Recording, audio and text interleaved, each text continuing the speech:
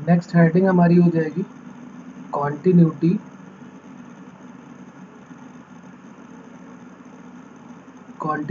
In an interval.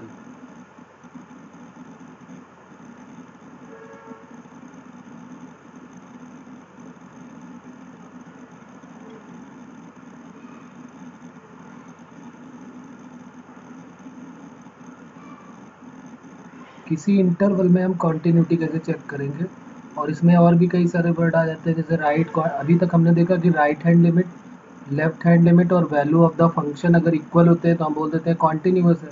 अब इसमें और भी हम सीखेंगे कि लेफ्ट कॉन्टिन्यूअस और राइट कॉन्टिन्यूअस का क्या लॉजिक है। कहेगा कि चेक करो कि ये लेफ्ट कॉन्टिन्यूअस है कि नहीं, चेक करो कि ये राइट कॉन्टिन्यूअस है कि नहीं। तो इसमें पहला पॉइंट जो है वो ये कहता है कि अगर कोई फंक्शन कॉन्टिन्यूअस है ओपन इंटरवल में, लिख लेते हैं अ function y equal to f of x is said to be continuous in a comma b open interval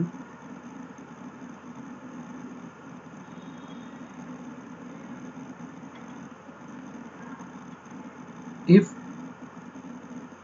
f of x is continuous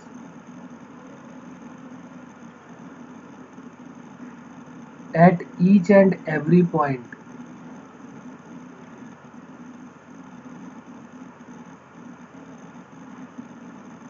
belongs to a comma b। क्या मतलब है इनका कहने का? इनका कहने का मतलब ये है कि कोई फंक्शन सपोज करो हमको ये दिया है, ये है y equal to f x, और यहाँ पर एक नंबर लाइन में यहाँ पर ये x इक्वल टू ए दिया हुआ है और यहाँ पर ये x इक्वल टू बी दिया हुआ है। तो जितने भी पॉइंट है ए और बी के बीच में इनफाइनाइट पॉइंट लाई कर रहे होंगे, ए और बी के बीच में बहुत सारे पॉइंट होंगे। तो कह रहा है कि अगर y equal to f x जो है वो कॉन्टिन्यूस अगर है ए कॉमा बी के सारे पॉइंट्स के बीच में, सिर्फ ए और बी पे नहीं, क्योंकि ए और बी पे ओपन इंटरवल है तो हम ए और बी पे तो ले ही नहीं सकते, बाकी जितने भी उसमें पॉइंट हैं सारे के सारे पॉइंट में अगर कॉन्टिन्यूस है तो हम कह देते हैं कि ये ए कॉमा बी के बीच में कॉन्टिन्यूस फंक्शन है ओपन इंटरवल के लिए। ठीक है, जैसे मान लो 2 से लेके 4 तक दिया हुआ है ओपन इंटरवल में, तो हम क्या करेंगे 2 से 4 के बीच में जितने भी पॉइंट होंगे, अगर वो इंटीजर कहता है तो 3 ले लिया, अगर वो फ्रैक्शन बोलता है 3.1 3 बाई 3.2 ऐसे ले लिया। कुछ भी पॉइंट पे हमें सारे पॉइंट पे चेक करना पड़ेगा, और चेक करने के बाद फिर हम तब उसका जवाब देंगे कि हाँ ये कॉन्टिन्यूस है कि नहीं। जब हम 2 के बाद के सारे पॉइंट चेक कर लेंगे और 4 के पहले के सारे पॉइंट चेक कर देंगे, 2 और 4 पे नहीं चेक कर सकते। जैसे अगर कोई कहे कि क्या आपको यहाँ ए और बी पे भी चेक करना चाहिए क्या, तो ए पे चेक करने का कोई लॉजिक ही नहीं है। क्यों नहीं लॉजिक है बताओ? क्योंकि देखो ए के बाद वाला तो तुम चेक कर लोगे, क्या ए के पहले चेक कर पाओगे क्या? और बी के बाद का नहीं चेक कर पाओगे, बी के पहले तो चेक कर लोगे लेकिन बी के बाद का नहीं चेक कर पाओगे। तो इसलिए ए और बी पे हम चेक कर ही नहीं सकते। बात समझ में आ रही है आप? ठीक है, क्लियर हो रही है बात? अभी हम क्वेश्चंस करेंगे इसके। हाँ वही वही मैं कह रहा हूँ कि अगर मान लो ओपन ब्रैकेट दिया है और हम कंफ्यूज हो जाए क्यों नहीं कर सकते, तो पहली बात तो हमको पता है कि ओपन इंटरवल में क्या होता है कि वो वाली वैल्यू कंसीडर करनी नहीं होती, तो ऐसे ही आइडिया हो जाएगा। और अगर हम ग्राफिकली भी देखें तो भी हमको आइडिया हो रहा है कि ए प्लस एच तो चेक हो जाएगा, लेकिन ए माइनस एच कैसे चेक होगा, जबकि ग्राफ में ए माइनस एच वाला कोई ग्राफ है ही नहीं। वो तो ए और बी के बीच में ही केवल लाई कर रहा है, ए से कम के लिए तो ग्राफ पॉसिबल ही नहीं। हाँ, ए और बी के बीच में ये कॉन्टिन्यूस है, ए के पहले और बी के बाद का हमें कोई आइडिया नहीं है, लेकिन ए से बी के बीच में ये फंक्शन कॉन्टिन्यूस है, ये बोल देंगे। जी हाँ बिल्कुल, ए और बी के बीच के जितने भी पॉइंट्स हैं अगर उन सब में को कहीं पर भी ग्राफ हम ए से स्टार्ट कर रहे हैं, ए के बाद से, और कहीं पर भी हमको अपना पेन नहीं उठाना पड़ा है, पूरा का पूरा ग्राफ जैसे हमने स्टार्ट किया तो पूरा ग्राफ ऐसे ही चला, कहीं पेन को हमें लिफ्ट तो नहीं करना पड़ा। तो अगर नहीं करना पड़ा तो इसका मतलब वो फंक्शन जो है वो कॉन्टिन्यूस है, उसका ग्राफ जो है वो कहीं पे ब्रेक नहीं हो रहा, टूट नहीं रहा कहीं पर। ठीक है, क्लियर हो रही बात? अब जैसे मान लो क्लोज्ड इंटरवल की बात करते हैं, ये भी लिख लेते हैं, function f x is said to be same वही है पूरा पॉइंट, y इक्वल टू बस क्लोज्ड इंटरवल आ जाएगा, is said to be continuous in closed interval a comma b if. अब इसमें कुछ पॉइंट्स है वो लिख लेते हैं। पहला पॉइंट क्या होगा,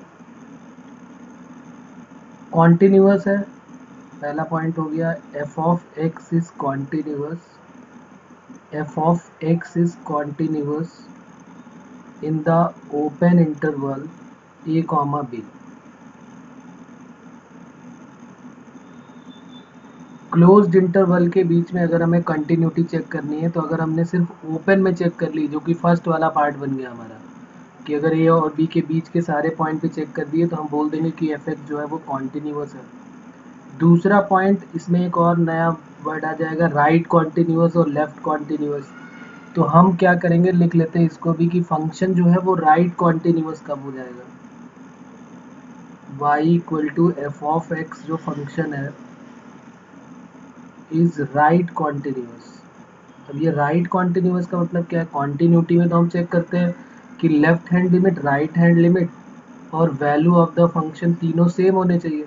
राइट कॉन्टिन्यूटी में हम क्या चेक करेंगे, तो यहाँ लिख लेते हैं y equal to f x is right continuous at a. पूरी बात यहाँ लिख लेते हैं, right continuous at a, right continuous at a, that is right hand limit equal to value of the function equal to finite quantity।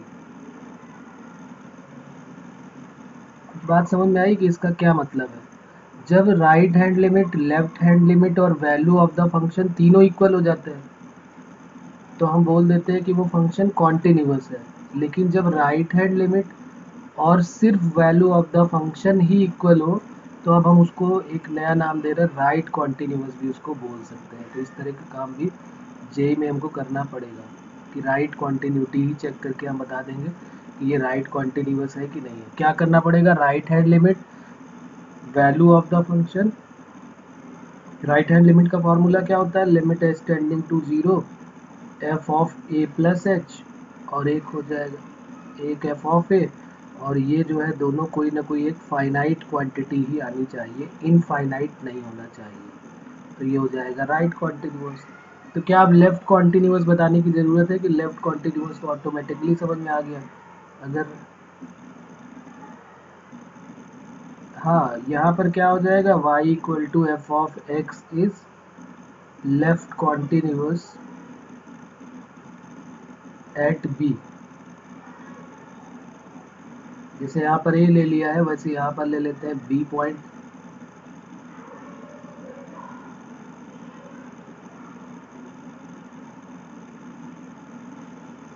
हाँ, लेकिन यहाँ पर हमने राइट हैंड लिमिट लिया ना, ये राइट हैंड लिमिट का केस है तो राइट में तो प्लस लेते हैं।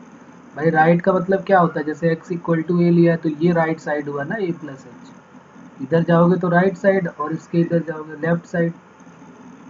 हाँ सी वाले में बिल्कुल, हाँ बिल्कुल सी वाले में क्या करेंगे, लेफ्ट कॉन्टिन्यूअस कर रहा है लेकिन पॉइंट चेंज कर दिया है, बी बोल दिया है, तो बी से पहले आना पड़ेगा, तो ये बी माइनस एच बोल सकते हैं इसको। अब हम बी प्लस एच इसको नहीं बोलेंगे।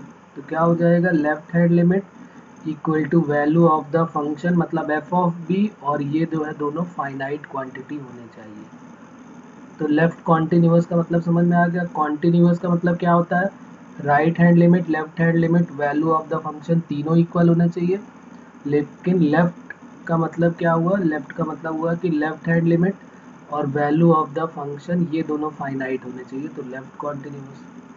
राइट कॉन्टिन्यूअस का मतलब right hand limit, value of the function अगर इक्वल है तो राइट कॉन्टिन्यूअस हो जाएगा। क्या लिखेंगे, limit h tending to zero f of b minus h equal to f of b और equal to finite quantity. Finite quantity बार बार हम इसलिए लिख रहे हैं क्योंकि कई बार क्या होगा कि right hand limit, left hand limit ये सब इनफाइनाइट आ जाएंगे, तो हम कहेंगे भाई ये इनफाइनाइट हो गया तब भी इक्वल हो गया, तो नहीं, इनफाइनाइट नहीं होना चाहिए, कोई ना कोई फाइनाइट क्वांटिटी आनी चाहिए। ठीक है, यहाँ तक बात क्लियर है, इसमें कुछ पूछना है? चलिए, अब देखिए डिसकंटिन्यूटी के बारे में थोड़ा सा पढ़ लेते हैं कि डिसकंटिन्यूटी क्यों हो जाती है, उसका रीज़न क्या है और कितने टाइप की डिसकंटिन्यूटी होती है, उनको हम कैसे सॉल्व करते हैं, और उनसे रिलेटेड जैसे कोई क्वेश्चन में डिसकंटिन्यूटी कहता है चेक करो कि x की वो सारी वैल्यू निकालो जिसके लिए फंक्शन डिसकंटिन्यूअस है, तो वो क्वेश्चंस कैसे करेंगे। वैसे रीज़न क्या होता है, किस किस टाइप की हो जाती है ये डिसकंटिन्यूटी, कब कब हम कह देते हैं कि डिसकंटिन्यूअस है, कब कब हम डिसकंटिन्यूअस कह देते हैं?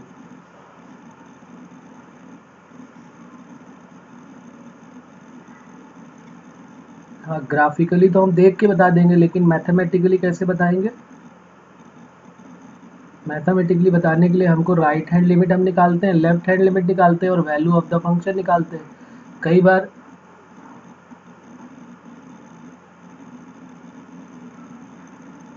नहीं, कई बार ऐसा होगा कि राइट हैंड लिमिट और लेफ्ट हैंड लिमिट इक्वल होंगी लेकिन value of the function equal नहीं होगा, और कई बार ऐसा होगा कि राइट हैंड लिमिट और लेफ्ट हैंड लिमिट ही इक्वल नहीं होंगी। कई बार राइट हैंड लिमिट और लेफ्ट हैंड लिमिट इक्वल होंगी लेकिन value of the function he exist नहीं करेगा। पहला पॉइंट तो ये हो जाएगा, लिख लेते हैं। क्या हो जाएगा, a function y equal to f x can be discontinuous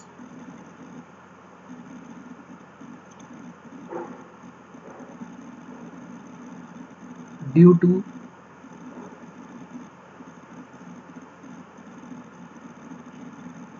पहला रीज़न इसका क्या हो जाएगा कि जब हमने देखा कि limit x tending to a, limit x tending to a f of x does not exist.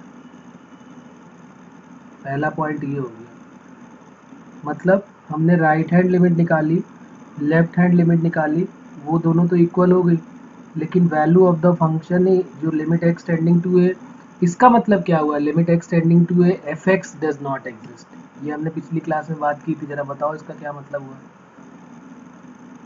ये जो लिखी हुई लाइन इसका क्या मतलब है, लिमिट एग्जिस्ट ही नहीं कर रही है, याद है? पिछली क्लास में हमने लिमिट्स के बारे में भी थोड़ा सा रिवाइज किया था कि लिमिट एग्जिस्ट कब नहीं करती है, जब राइट हैंड लिमिट और लेफ्ट हैंड लिमिट दोनों इक्वल ही नहीं होते हैं। जब राइट हैंड लिमिट और लेफ्ट हैंड लिमिट एग्जिस्ट ही नहीं करते, यानी कि limit h tending to zero f of, अगर ए पे चेक कर रहे हो तो ए प्लस एच, और limit h tending to zero f of a minus h, ये दोनों इक्वल नहीं होंगे, तो हम कह देंगे कि ये क्या होगा, डिसकंटिन्यूअस हो जाएगा। ठीक है, तो ये जो डज नॉट एग्जिस्ट है इसका मतलब क्या है कि right hand limit not equal to left hand limit. ठीक है, हमने कई बार अभी देखे भी है क्वेश्चन कि हमने राइट हैंड लिमिट निकाली, कुछ अलग आ रही है, लेफ्ट हैंड लिमिट कुछ अलग आ रही है। कोई ग्राफ ऐसा बता सकते हो जिसमें राइट हैंड लिमिट और लेफ्ट हैंड लिमिट अलग अलग आ जाती, कोई ऐसा स्पेशल ग्राफ या कोई ऐसा फंक्शन जो याद हो? हमने ड्रॉ किया है रिलेशन फंक्शन में।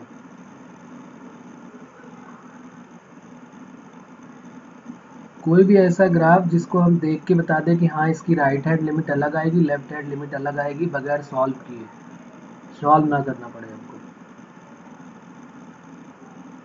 F x equal to greatest integer x, इसको याद रखें आप कि ये जो है वो डिसकंटिन्यूअस होता है। कहाँ पर डिसकंटिन्यूअस होता है, आगे अभी और ज़रूरत पड़ेगी, एट ऑल इंटीग्रल पॉइंट, जितने भी इंटीजर पॉइंट हैं इसके, जैसे x इक्वल टू 1 2 3, ये सब में डिसकंटिन्यूटी शो करता है, देखो। हाँ बिल्कुल, देखो यहाँ पर अगर आप ध्यान दें तो ये इंटीजर वाले के लिए ऐसे बनता है, ये यहाँ से बना, और यहाँ पर ओपन इंटरवल एक ये बन जाता है। फिर दूसरे में जब आप जाते हैं 0 1 और 2 में, तो ये यहाँ पर ऐसे बन जाता है डार्क में, और यहाँ पर आ जाता है ओपन में। तो अगर आप ध्यान से देखें तो 1 पे क्या हो रहा है, 1 पे राइट हैंड, 1 के राइट जाओ और 1 के लेफ्ट में जाओ, तो जब 1 के राइट में जाओगे तो यहाँ आओगे, तो जब यहाँ आओगे तो फंक्शन की ये वैल्यू मिलेगी आपको, ये मिलेगी कि नहीं मिलेगी वैल्यू, और जब लेफ्ट में जा रहे हो, जब यहाँ लेफ्ट में जा रहे हो तो ज़ीरो मिल रही है वैल्यू। तो राइट हैंड लिमिट और लेफ्ट हैंड लिमिट देखो दोनों अलग अलग आएंगी कि नहीं आएंगी, देखते ही हमको समझ में आ जाएगा।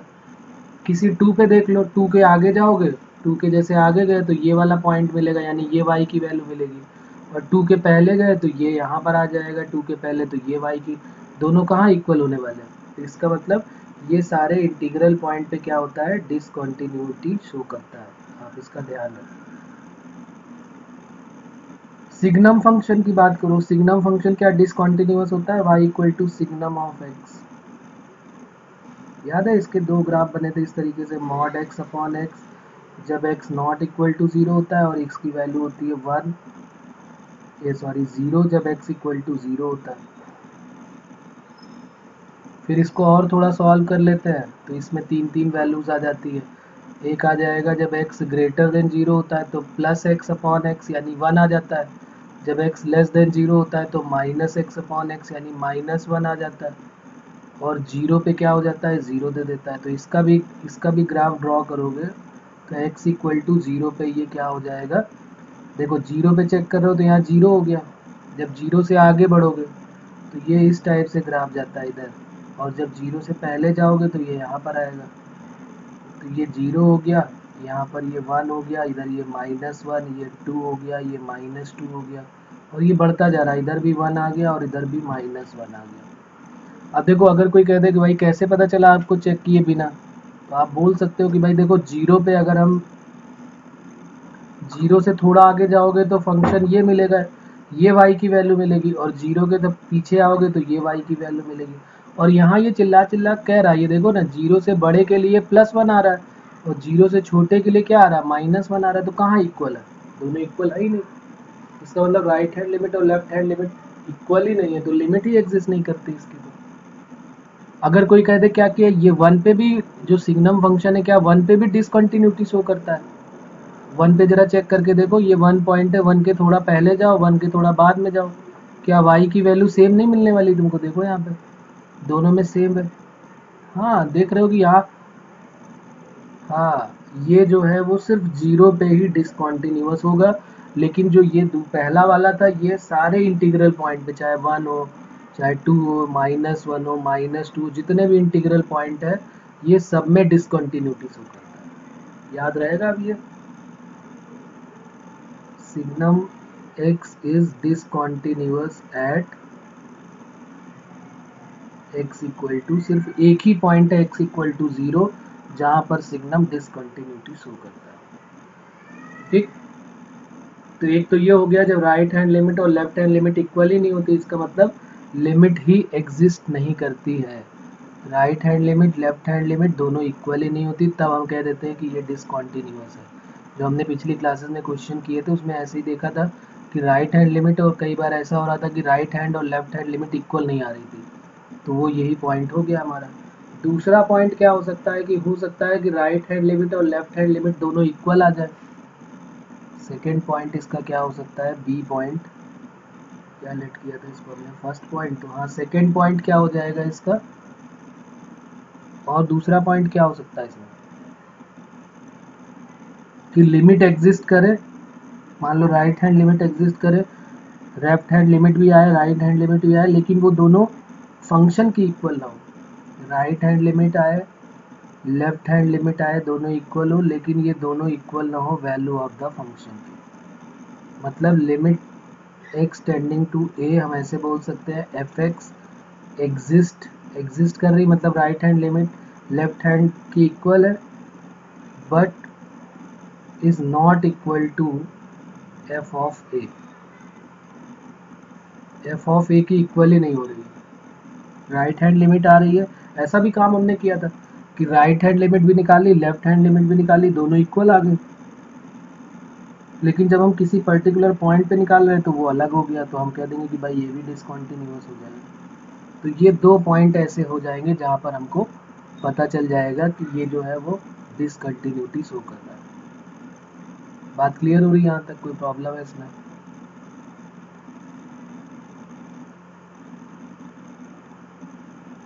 ओके बिल्कुल, ले लेते हैं एक एग्जांपल भी देख लेते हैं। देखिए जहाँ पर राइट हैंड लिमिट और लेफ्ट हैंड लिमिट दोनों इक्वल आएंगी, लेकिन वैल्यू ऑफ द फंक्शन जो है वो इक्वल नहीं होगी। एफ ऑफ एक्स जो है हमने ले लिया एग्जांपल में, f of x x not equal to 0 पे वैल्यू जो है वो 1 दे रहा है और x इक्वल टू 0 पे जो है वो 2 दे रहा है फंक्शन की वैल्यू। सबसे छोटा एग्जाम्पल सुंदर सा ये ले लिया। बताओ इसमें राइट हैंड लिमिट क्या होगी? अगर इसी को देख के बोलो तो राइट हैंड लिमिट क्या आएगी? नॉट इक्वल टू 0 का मतलब क्या होता है? 0 से बड़े के लिए लोगे तो भी यही लेना है और 0 से छोटे के लिए लोगे तो भी यही लेना है। तो राइट हैंड लिमिट क्या आएगी? 1 आएगी कि नहीं आएगी? देखो यहाँ पे, क्योंकि नॉट इक्वल टू 0 कह रहा है तो नॉट इक्वल टू 0 पे वैल्यू हमको क्या लेनी है? नॉट इक्वल टू का मतलब हो गया x नॉट इक्वल टू 0 का क्या मतलब हो गया? x ग्रेटर देन 0 भी बोल सकते हो, लेस देन 0 भी बोल सकते हो। तो क्या राइट हैंड लिमिट हम बोल सकते हैं कि ये जो है वो 1 आएगी? इसी से देख के कोई x का फंक्शन ही नहीं लिया आपने, सीधे कांस्टेंट ही ले लिया। लेफ्ट हैंड लिमिट क्या आएगी? वो भी 1 आएगी, क्योंकि देखो ना ये चाहे राइट की बात करो या लेफ्ट दोनों में, और value of the function at x equal to 0 क्या आ रहा है? 2 आ रहा है। तो देखो यहाँ पे राइट हैंड लिमिट और लेफ्ट हैंड लिमिट दोनों इक्वल है, और जो तीसरा वाला है वो इक्वल नहीं है। ठीक है, और एक एग्जांपल ले लेते हैं जिसमें x भी आ जाए। ये तो हमने अपनी तरफ सबसे छोटा ले लिया। चलो एक ये ले लेते हैं, f x equal to 1 minus x tan pi x upon 2 when x not equal to 1, और एक ले लिया है pi by 2 when x equal to 1। अब जरा सोचो इसको, चेक करते हैं इसको भी। राइट हैंड लिमिट निकालने जा रहे हैं। क्या करेंगे राइट हैंड लिमिट के लिए? Limit h tending to 0 f of 1 plus h. 1 plus h के लिए कौन सा फंक्शन लेंगे, ऊपर वाला कि नीचे वाला बोलो?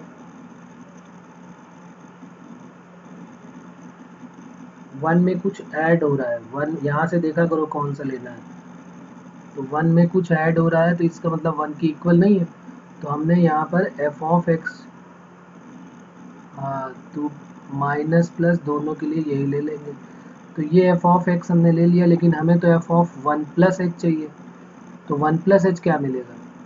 अगर हमें एफ ऑफ 1 प्लस एच चाहिए तो क्या होगा? Limit h tending to 0, x की जगह पे क्या रख देना है? सब जगह 1 प्लस एच रख देना है।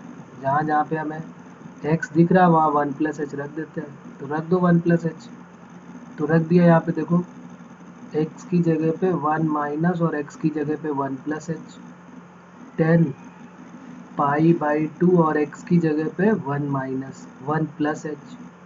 ये बात समझ में आई? क्या कर दिया है? कोई प्रॉब्लम यहाँ पे?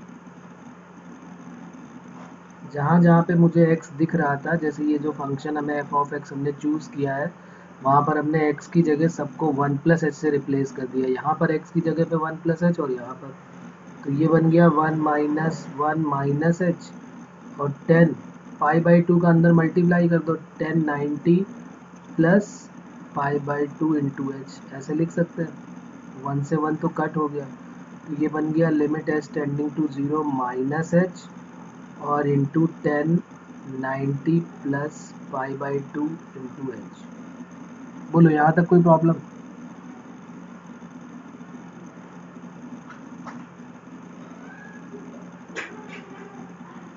अच्छा अब आगे देखते हैं, आगे क्या होगा। 1090 प्लस थीटा सुना हुआ है? 1090 प्लस थीटा क्या होता है? 1090 प्लस थीटा बिल्कुल सुना है, माइनस कॉट थीटा होता है, क्योंकि सेकेंड क्वाड्रेंट में जाए, सेकेंड क्वाड्रेंट में जाएगा और माइनस का हो जाएगा। तो ये हो गया limit h tending to 0 minus h, और ये हो गया माइनस कॉट थीटा। ये 90 है और ये है थीटा, थीटा की जगह पे क्या आ जाएगा? Pi by 2 h. तो ये बन गया limit h tending to 0 minus और minus plus h cot pi by 2 into h. और कॉट को अगर हम अपॉन में ले जाएं तो देखो क्या बन जाएगा? 10 90 पाई बाई 2 इंटू एच। अब एक फार्मूले की और याद करते हैं। क्या हमने ये फार्मूला पढ़ा है? Limit h tending to 0 h upon 10 h theta upon 10 theta. ये कितना होता है? 10 थीटा अपॉन थीटा हो या थीटा अपॉन 10 थीटा हो, ये 1 होता है। सुना हुआ है हमने? तो अब हमने क्या किया, जो थीटा यहाँ पे हमको दिख रहा है वही थीटा यहाँ भी बना दिया है। यहाँ किसका मल्टीप्लाई कर दें ताकि ये दोनों सेम हो जाए, हमें इन दोनों में किसका मल्टीप्लाई कर देना चाहिए ताकि टेन थीटा थीटा, तो हमने पाई बाई 2 से मल्टीप्लाई किया और पाई बाई 2 से डिवाइड कर दिया। कोई प्रॉब्लम यहाँ पर? अब जरा इस पूरे को देख के बताओ कि इसकी वैल्यू क्या मैं बोल सकता हूँ कि ये 1 हो जाएगी?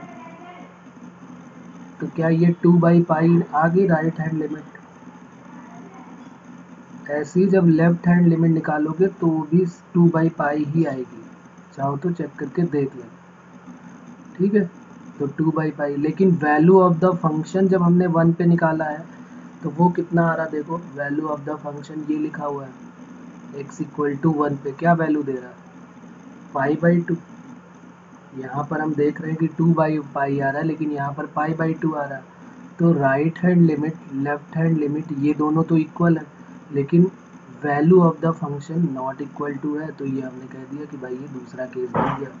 दो केस हमारे बनेंगे डिसकंटिन्यूटी के।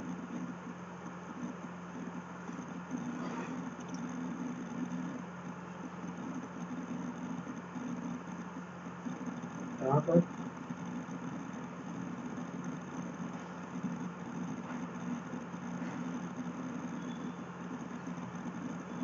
ओके, अब चलो देखो इसका क्वेश्चन जेई में कैसे पूछा जाता है। यहाँ तक कर लिया पूरा? ओके, कर डालो।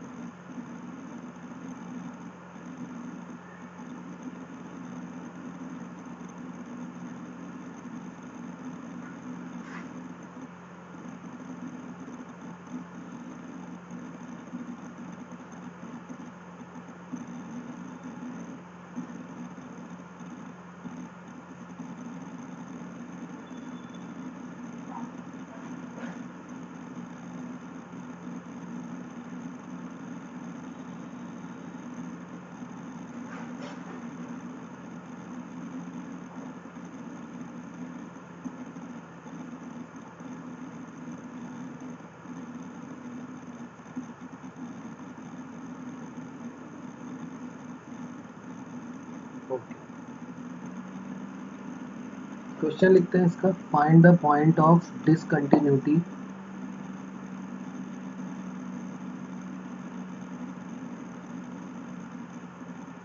find the point of discontinuity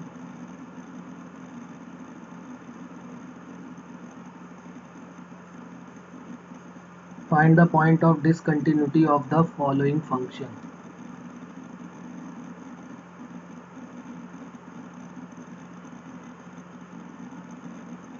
पहला फंक्शन जो है क्वेश्चन नंबर 1 हमारा है f x equal to given है 1 upon x square minus 3x plus 2। कह रहा है ये फंक्शन कहाँ कहाँ पर डिसकंटिन्यूअस है, वो पॉइंट्स आपको बताने हैं। तो याद है हमने पिछली क्लास में डिसकंटिन्यूटी के लिए हमने क्या बात की थी, एक बार फिर मैं याद दिला देता हूँ कि कभी भी हमें डिसकंटिन्यूटी वाला चेक करना होगा तो हमें क्या चेक करना है। अगर कोई फंक्शन हमारा p अपॉन क्यू के फॉर्म में मान लो लिखा हुआ है, कोई फंक्शन p अपॉन क्यू के फॉर्म में लिखा हुआ है, और अगर हमें ये चेक करना है कि ये डिसकंटिन्यूअस है कि नहीं है, तो पहली बात तो हमें डिसकंटिन्यूटी चेक करने के लिए पॉइंट्स की ज़रूरत पड़ती है, लेकिन यहाँ पर तो हमको डिसकंटिन्यूटी निकालनी है। हाँ, तो q इक्वल टू ज़ीरो ले लेंगे, तो वो सारे पॉइंट जो q इक्वल टू ज़ीरो रखने के बाद जो सारे पॉइंट का कलेक्शन होगा, वो हमारा क्या कहलाएगा कि ये पॉइंट जो है वो डिसकंटिन्यूटी शो करते हैं।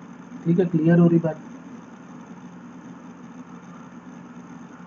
तो आप ज़रा देखो यहाँ पे डिनोमिनेटर में क्या करेंगे। जैसे यहाँ पे p अपॉन क्यू के फॉर्म में हमने देखा, तो q की value not equal to zero होनी चाहिए। तो x square minus 3x plus 2 क्या नहीं होना चाहिए, ज़ीरो नहीं होना चाहिए। तो हम इसको ज़ीरो कर देते हैं। हम क्या करेंगे, डिसकंटिन्यूटी के लिए हम क्या करेंगे, q की वैल्यू ज़ीरो रखने के बाद सारे पॉइंट्स का कलेक्शन निकाल लेंगे, और वही सारे पॉइंट्स का कलेक्शन डिसकंटिन्यूटी पॉइंट्स बता देगा। तो बताओ यहाँ पर क्या वैल्यू होगी। तो x इक्वल टू 1 और 2 आ जाएगा।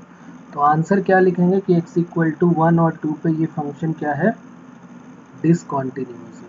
Function is fx is discontinuous at x equal to 1 and 2। कोई प्रॉब्लम इसमें? क्लियर हो रही है बात? अच्छा, इसी में अगर मैं मॉड लगा दूं तो क्या क्वेश्चन चेंज हो जाएगा कि यही आंसर होगा? X square minus 3 mod x plus 2 ये दे दिया क्वेश्चन।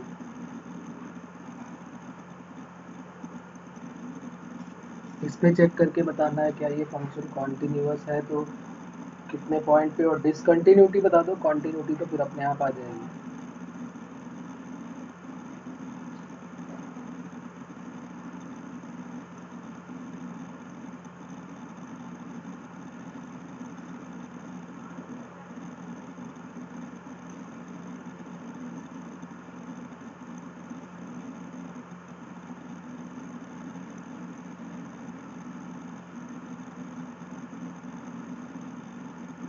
चार पॉइंट, हाँ इसका मतलब 4 पॉइंट हो जाएंगे ना, 4 पॉइंट हो जाएंगे ये, क्योंकि हम एक्स स्क्वायर को हम क्या लिख सकते हैं, मॉड एक्स का होल स्क्वायर भी लिख सकते हैं। तो अब मॉड एक्स की वैल्यू 1 और 2 आ जाएगी। तो अगर मॉड एक्स की वैल्यू 1 और 2 है, तो इसका मतलब एक्स की वैल्यू तो प्लस माइनस दोनों में पॉसिबल है। तो आंसर हमारा क्या हो जाएगा, यही हो जाएगा। इस पॉइंट पे जो दो 4 पॉइंट मिल गए, एक्स इक्वल टू 1 माइनस 1 2 और माइनस 2, इस पे फंक्शन जो है वो डिसकंटिन्यूअस हो जाएगा। क्लियर हो रही बात? F x equal to 2 sine x minus 1, इस पे हमको बताना है पॉइंट्स का कलेक्शन, कितने पॉइंट है जिसमें ये डिसकंटिन्यूटी शो कर रहा है। चेक करो, इसमें भी बताओ।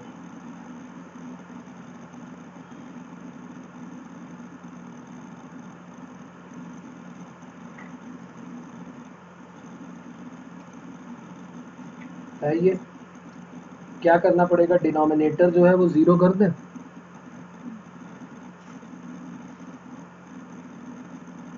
तो 2 sine x minus 1 equal to zero, 2 sine x minus 1 equal to zero. तो साइन एक्स की वैल्यू क्या आ गई, 1/2। अब साइन एक्स की वैल्यू 1/2 आ गई, तो एक्स की वैल्यू कुछ लोग बोल देंगे कि साइन 30 होता है। तो सिर्फ यही आंसर लिखना क्या सही होगा कि बहुत सारे आंसर आने वाले हैं? ये भी हो सकता है, क्योंकि साइन एक्स तो 1/2 कई जगह पे होगा भाई। यहाँ पे थीटा जो है वो π/6 होगा, यहाँ भी हो सकता है, यहाँ पर भी हो सकता है पाई माइनस π/6।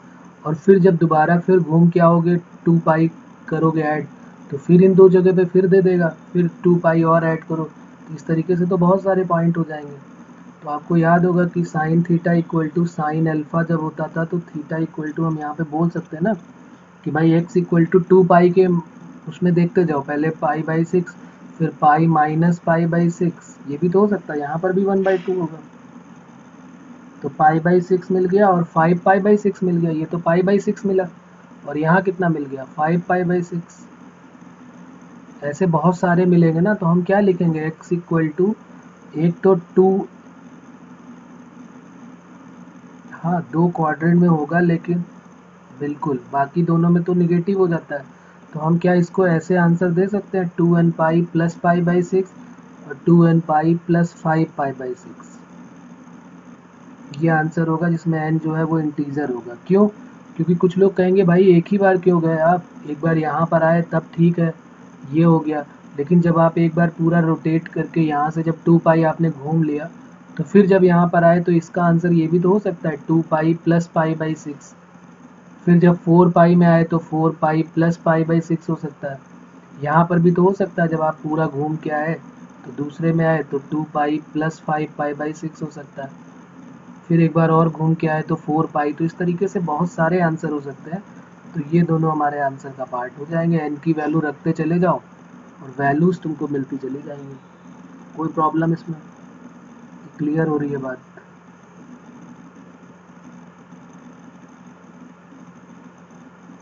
अगर मान लो, हाँ बिल्कुल, देखो अगर हमने एन पाई रखा सिर्फ तो क्या प्रॉब्लम आएगी। जैसे मान लो अगर हमने सिर्फ n pi plus pi by 6 रख दिया, तो अब एन की वैल्यू 1 रखो जरा तो कितना मिल जाएगा? पाई plus pi by 6। Pi plus pi by 6 किस क्वाड्रेंट में आ गया?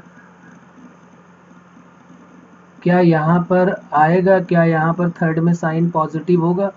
तो क्या ये बातें हमें करनी है कि नहीं? ये गड़बड़ है। ये तो ये नहीं कर सकते ना हम लोग। ये तो गड़बड़ है क्योंकि साइन एक्स जो है ये पहले वाले और दूसरे वाले में यही पॉजिटिव होगा, यहाँ भी निगेटिव, यहाँ भी निगेटिव होता है, तो ये नहीं कर सकते हैं। इसलिए हमने 2 पाई प्लस पाई बाई 6, 2 पाई के बाद 4 पाई प्लस पाई बाई 6। हमें सिर्फ फर्स्ट और सेकंड में ही रहना है, बार बार थर्ड फोर्थ में नहीं जाना है। अब बात क्लियर हो रही कि अभी भी प्रॉब्लम है इसमें? ओके, चलो तो अब आगे बढ़ते हैं। फिर इसमें देख लेते हैं इसके कुछ टाइप्स कितने होते हैं डिसकंटिन्यूटी के, वो लिख लेते हैं, फिर क्वेश्चंस करते हैं बाद में। लिख लेते हैं टाइप्स ऑफ डिसकंटिन्यूटी।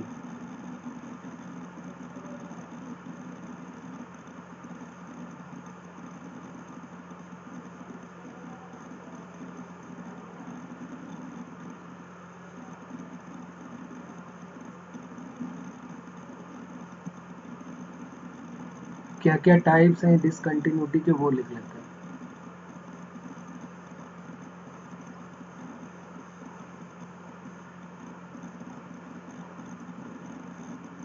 एनसीईआरटी में सिर्फ ज़्यादा से ज़्यादा वो पॉइंट पूछ सकता है कि कहाँ पर वो डिसकंटिन्यूअस है।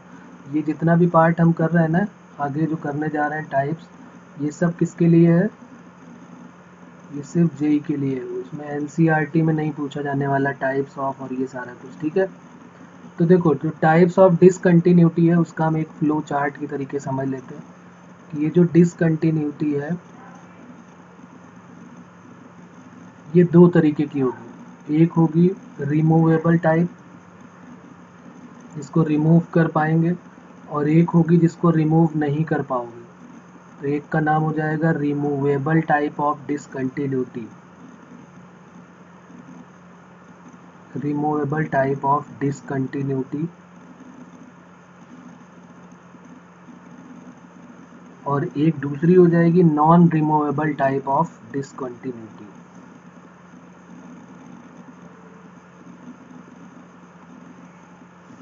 Non removable type of discontinuity. अब ये जो रिमूवेबल टाइप ऑफ डिसकंटिन्यूटी है, इसके फिर दो पार्ट हो जाएंगे। जो रिमूवेबल टाइप ऑफ डिसकंटिन्यूटी है इसके दो पार्ट हो जाएंगे। फर्स्ट वाले पार्ट का नाम हो जाएगा missing point discontinuity. Missing point discontinuity.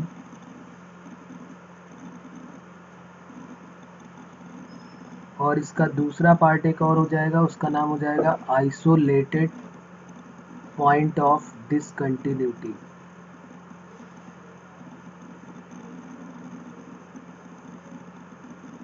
ठीक है, तो इसके दो पार्ट हो गए। एक ये वाला पार्ट हो गया रिमूवेबल के, मतलब ये दोनों में हम इनको रिमूव भी कर सकते हैं, कोई प्रॉब्लम नहीं होगी इनको रिमूव करने में। अभी हम क्वेश्चंस करेंगे तो आइडिया हो जाएगा। और non removable type of discontinuity के जो है वो तीन पार्ट होते हैं। इसको यहाँ पर ऐसे लिख लेते हैं, नॉन रिमूवेबल के तीन पार्ट कौन कौन से हैं वो लिख लेते हैं यहाँ पर। पहला पार्ट का नाम हो जाएगा फाइनाइट टाइप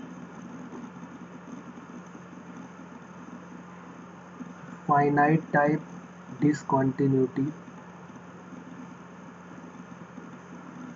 दूसरा हो जाएगा infinite type discontinuity.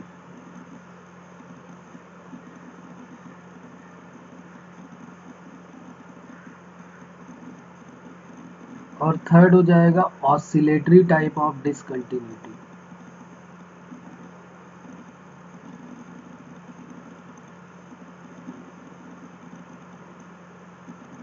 Oscillatory type of discontinuity.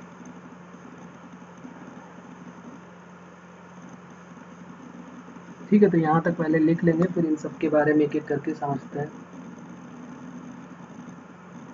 सबसे पहले टाइप ऑफ डिसकंटिन्यूटी दो तरीके की, रिमूवेबल और नॉन रिमूवेबल। रिमूवेबल का मतलब जिसको रिमूव कर पाएंगे, नॉन रिमूवेबल का मतलब उसको हमें वहाँ छोड़ना पड़ेगा, रिमूव नहीं कर सकते। मतलब रिमूव करने के बाद जो डिसकंटिन्यूअस था वो कॉन्टिन्यूअस बन जाएगा। रिमूवेबल का मतलब यही है कि इसमें हम रिमूव कर देंगे, जहाँ पर वो डिसकंटिन्यूअस होगा तो वो जो रिमूव करने के बाद वो कॉन्टिन्यूअस बन जाएगा। इसके दो पार्ट है, मिसिंग पॉइंट और आइसोलेटेड पॉइंट ऑफ डिसकंटिन्यूटी। और नॉन रिमूवेबल के तीन पार्ट हो जाएंगे, फाइनाइट टाइप, इनफाइनाइट टाइप और ऑसिलेटरी टाइप ऑफ डिसकंटिन्यूटी।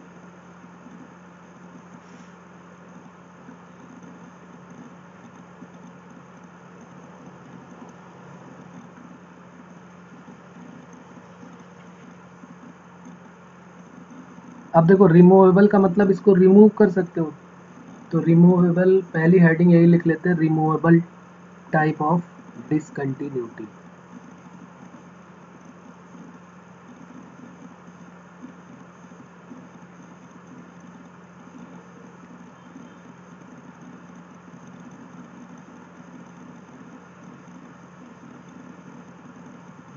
इसमें हमको सिर्फ ये ध्यान रखना है रिमूवेबल टाइप ऑफ डिसकंटिन्यूटी में कि इसको हम रिमूव कर सकते हैं। कैसे रिमूव करेंगे, पहले तो ये रिमूवेबल टाइप होती क्या है। इसमें क्या होगा, limit x tending to a f x जो है वो एग्जिस्ट करेगा। Limit x tending to a f of x exist, ये अभी हमने ऊपर भी लिखा था। इसका मतलब क्या होता है कि right hand limit left hand limit की इक्वल तो होगी होगी। Right hand limit left hand limit की इक्वल होगी, मतलब लिमिट तो एग्जिस्ट करेगी, बट क्या हो सकता है,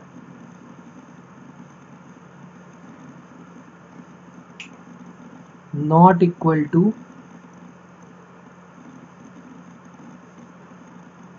हो सकता है कि ये एफ ऑफ ए की इक्वल ना हो, या फिर ये भी हो सकता है कि एफ ऑफ ए डिफाइंड ही ना हो। दो केस बन सकते हैं। क्या क्या केस बन सकते हैं, राइट हैंड लिमिट और लेफ्ट हैंड लिमिट तो एग्जिस्ट करेगी करेगी। इसका मतलब समझ में आ रहा है, जो ये लाइन लिखी है इसका मतलब क्या है, limit f of x x tending to f of x exist, इसका मतलब हुआ कि राइट हैंड लिमिट और लेफ्ट हैंड लिमिट तो इक्वल होंगी होगी। राइट हैंड लिमिट और लेफ्ट हैंड लिमिट इक्वल होंगी। हो सकता है कि एफ ऑफ ए जो आए वो इक्वल ना हो। अब या हो सकता है कि वो इक्वल ना हो, या हो सकता है कि हम उसकी वैल्यू ही ना निकाल पाए। इसका मतलब क्या है, यहाँ लिख देते हैं कि राइट हैंड लिमिट जो है वो लेफ्ट हैंड लिमिट की इक्वल है। ये कई बार हम लिख चुके हैं पहले भी। ठीक है, अब देखो पहला इसमें जो है, इसी में जो पार्ट है फर्स्ट वाला वो देख लेते हैं, मिसिंग पॉइंट। जो इसको तीन पार्ट में बांटा गया है उसमें, सॉरी दो पार्ट में जो बांटा गया है उसमें जो पहला है मिसिंग पॉइंट डिसकंटिन्यूटी, उसके बारे में लिख लेते हैं।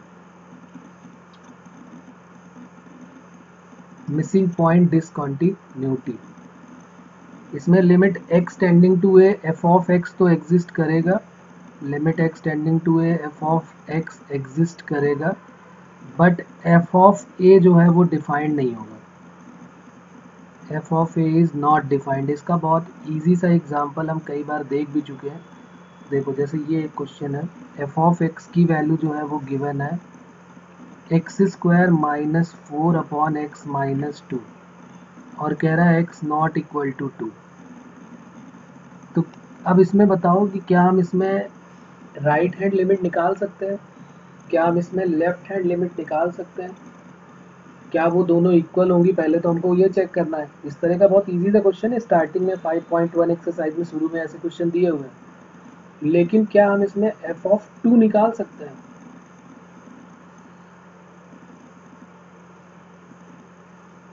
हाँ, तो एफ ऑफ 2 डिफाइंड नहीं हुआ, तो ये इस टाइप के जो एग्जाम्पल होंगे जिसमें एफ ऑफ ए डिफाइंड नहीं होगा, इसको हम बोलेंगे, पूछा जाएगा कि ये किस टाइप की डिसकंटिन्यूटी है, तो हम बोलेंगे कि ये कौन सी है, मिसिंग पॉइंट डिसकंटिन्यूटी है। इसको अगर थोड़ा आप सॉल्व करेंगे तो ये बन जाएगा x plus two into x minus two और divided by x minus two, ये कट हो गया यहाँ से, तो ये वैल्यू आ गई x प्लस टू। तो राइट हैंड लिमिट निकालोगे, right hand limit at x equal to two कितना आ जाएगा? अरे 2 प्लस टू 4 सीधे लिख देते हैं ना, x की जगह पे 2 रख के वही तो कर लेते हैं भाई। 2 प्लस एच रखोगे और फिर h की जगह पे 0 रख दोगे तो 4 आ जाएगा।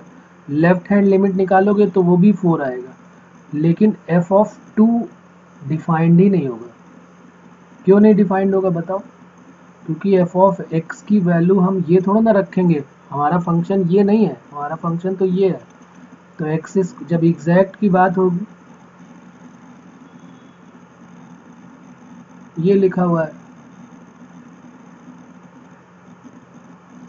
x is not equal to 2, तो यहाँ पर जब आप रखोगे तो 2 square minus two, 2 minus two, तो ये तो नॉट डिफाइंड हो जाएगा। तो इसका मतलब एफ ऑफ 2 जो है वो डिफाइंड नहीं है। तो right hand limit, left hand limit ये तो इक्वल हो गई, बट ये not equal to f of 2 हो गया, क्योंकि एफ ऑफ 2 तो डिफाइंड ही नहीं है ना, तो उसके बारे में क्या बात करें। तो ये कौन सा ये कौन सा हो गई, F of x has missing point discontinuity, इसको बोलेंगे मिसिंग पॉइंट। वो पॉइंट ही मिस कर गया है, उस पॉइंट की वैल्यू हम निकाल ही नहीं सकते। यही जो फंक्शन हमको दिया हुआ है, इसी फंक्शन को जब हम ड्रॉ करेंगे तो y equal to x plus two का हमको ग्राफ ड्रॉ करना पड़ेगा। ये जैसे मान लो अगर हमें ड्रॉ करना है y equal to x plus two का ग्राफ, तो कुछ इस टाइप से आएगा y equal to x plus two. जैसे यहाँ पर जीरो के लिए निकालोगे, यहाँ माइनस टू हो जाएगा, ये पॉइंट माइनस टू होगा, ये पॉइंट टू हो जाएगा, ये वन हो गया और ये टू हो गया। तो टू पे जैसे ही तुम निकालोगे टू पॉइंट पे, तो टू पे क्या होगा, यहाँ पर एक हॉलो सर्कल आ जाएगा इस टू पॉइंट पे। बाकी ऊपर भी जाएगा नीचे भी जाएगा, कोई प्रॉब्लम नहीं, लेकिन टू पे ये कोई वैल्यू नहीं देगा। तो यहाँ पर ये पॉइंट जो है वो मिस हो गया, तो इसलिए इसको मिसिंग पॉइंट डिसकंटिन्यूटी बोल देते हैं। जैसे एक एग्जांपल,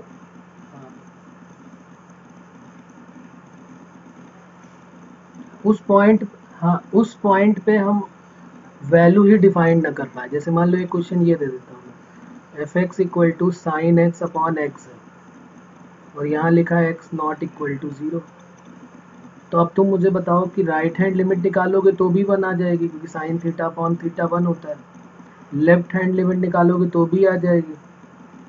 लेकिन जैसे हमसे कहा जाएगा कि एफ ऑफ 0 निकालो, तो क्या एफ ऑफ 0 इसमें डिफाइंड है? एग्जैक्ट 0 पे तो वैल्यू निकाल ही नहीं पाओ, क्योंकि एफ ऑफ 0 का मतलब साइन 0 अपॉन 0, तो ये तो नॉट डिफाइंड हो गया। तो इसका मतलब हम एफ ऑफ 0 पे वैल्यू नहीं निकाल सकते हैं। तो इसलिए ये जो है ये x इक्वल टू 0 पे कौन सा हो जाएगा, मिसिंग पॉइंट डिसकंटिन्यूटी हो जाएगा। यहाँ f of 0 is not defined, then f x has missing point discontinuity at x equal to 0। कोई प्रॉब्लम?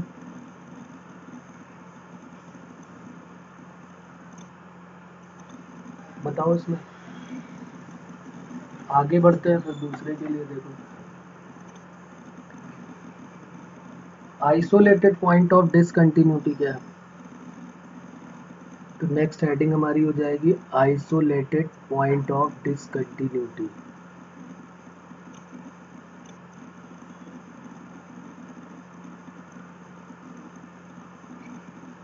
यहाँ पर भी हमने एफ एक्स इक्वल टू कोई फंक्शन, इसमें क्या वैसे कंडीशन होगी, वहाँ पर था कि एफ ऑफ ए डिफाइंड ही नहीं हो रहा था।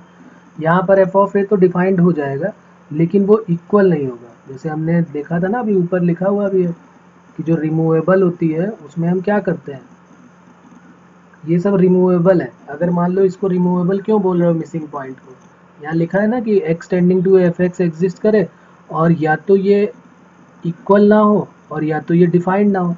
तो अभी हम डिफाइंड वाला तो देख चुके कि डिफाइंड नहीं था ये, इसको तो हमने देख लिया ना इसका।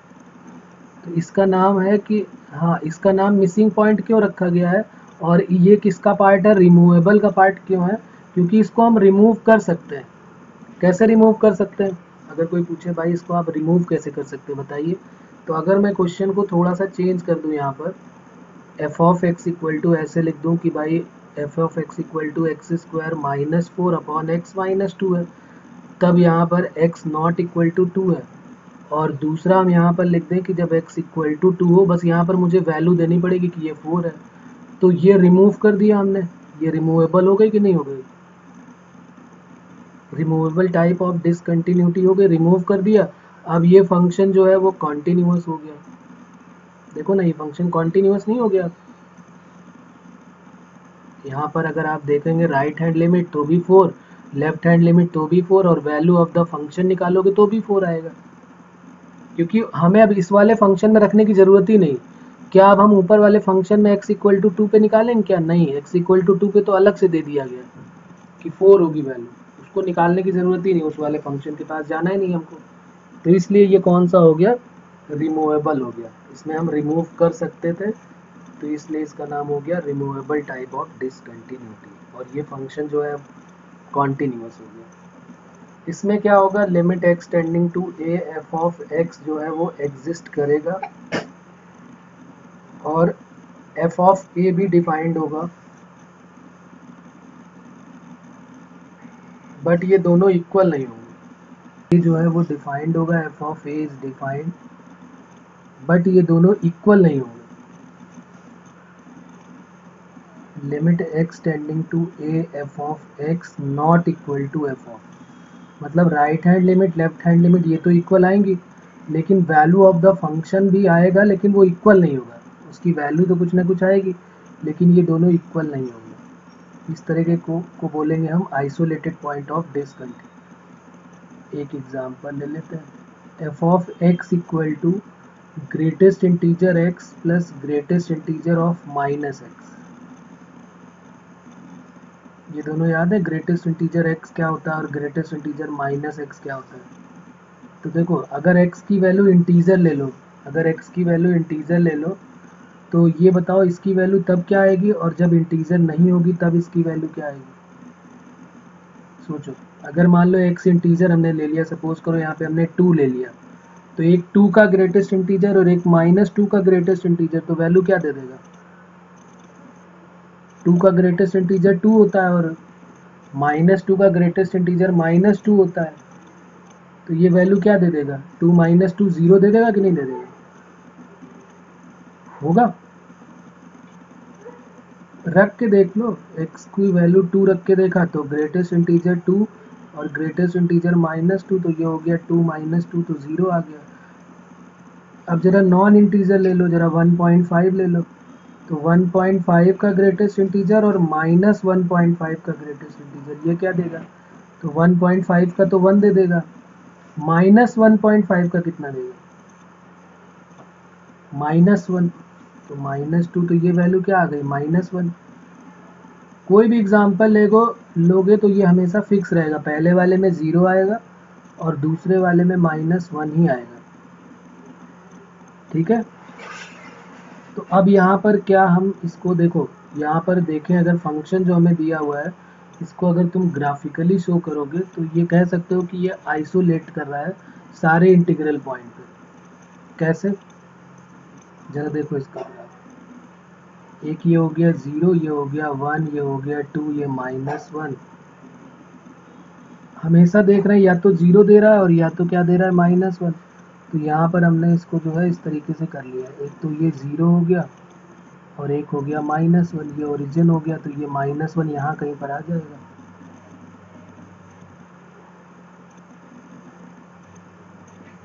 तो ये हो गया यहाँ पर, ये यहाँ पर आ गया, और इसको एक डॉटेड लाइन ही बना दिया, ये यहाँ पर और ये, फिर यहाँ पर ये वैल्यू आ गई, फिर उसके बाद ऊपर जब चले तो ये यहाँ पर डार्क पॉइंट आ जाएंगे, यहाँ पर ये तो सब डॉटेड लाइन में ही आएंगे, यहाँ पर सारे डार्क पॉइंट आ गए। देखो कैसे, जैसे मान लो इंटीजर पॉइंट है, इंटीजर पॉइंट पे क्या देता है 0, तो देखो 0 पे 0 दे रहा है, ये डार्क किया, 1 पे 0 दे रहा है, ये डार्क किया, 1 पे 1 दे रहा है, 2 पे 2, ये यहाँ पर सब में 0 दे रहा है ना, y की वैल्यू तो 0 आ रही है, सबको हमने डार्क कर दिया। और जब नॉन इंटीजर पॉइंट ले रहे हो तो सब में -1 दे रहा है, यहाँ पर नॉन इंटीजर में सब में -1 दे रहा है, तो ये जो है वो कौन सा पॉइंट हो जाएगा, इसको बोलेंगे has fx has isolated point of discontinuity.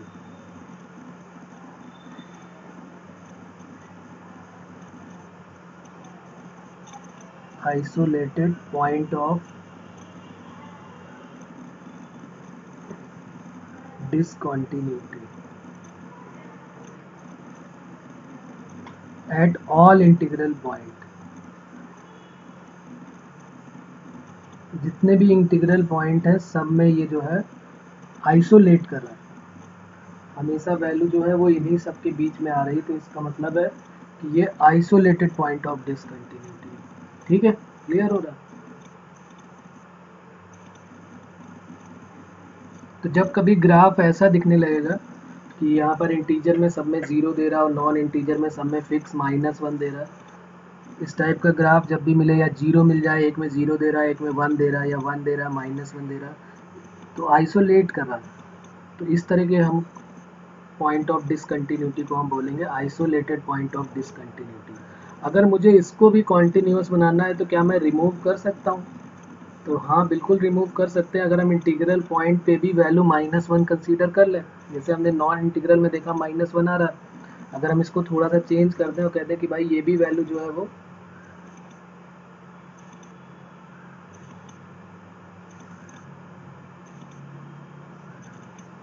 ये दूसरी वैल्यू भी जो है सब में -1 देने लगे, तो इसको हम क्या बोल देंगे, आइसोलेटेड पॉइंट ऑफ। तो ये हो जाएगा, मतलब इसको हमने रिमूव कर दिया, और रिमूव करने के बाद ये नॉन रिमूवेबल से हट गई, रिमूव हो गई, और ये कॉन्टिन्यूस हो गई। क्लियर। अगले टर्म पे हम non removable type of discontinuity करेंगे, आज अभी इतना ही करते हैं, ठीक है।